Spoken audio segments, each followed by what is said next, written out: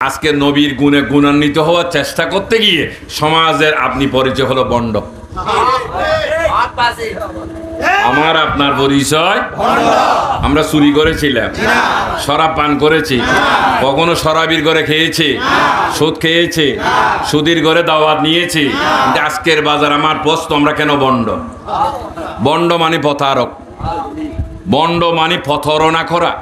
তাহলে আজকে যারা নামাজ পর্যন্ত চুরি করে, যারা ভিতরে বলে লেবাস দাড়িওয়ালা ফাকরিওয়ালা কিন্তু সুদের সাথে যুক্ত, কিন্তু সমাজ তাদেরকে বন্ড বলে না। কেমন? কারণ আজকে আমাদের বন্ড, কারণ এই বন্ডর প্রথম ডেকেছিলেন নবীকে। যখন আরবের মানুষ অশ্লীলতার মধ্যে ছিলেন, ফাহাসার মধ্যে ছিলেন, শরাবের মধ্যে লিপ্ত ছিলেন, রক্তের হোলি খেলায় লিপ্ত ছিলেন, যত ক্ষুধাদ্রোহী নাফরমানি কাজে লিপ্ত হলেন, আমার নবী আরববাসীকে বলেন, নয় নয় বন্দা, আল্লাহ তোমাকে এত সুন্দর করে বানাইলেন আল্লাহর নাফরমানি করার জন্য নয়, আল্লাহ চাওয়া অনুসারে তোমাকে চলার জন্য।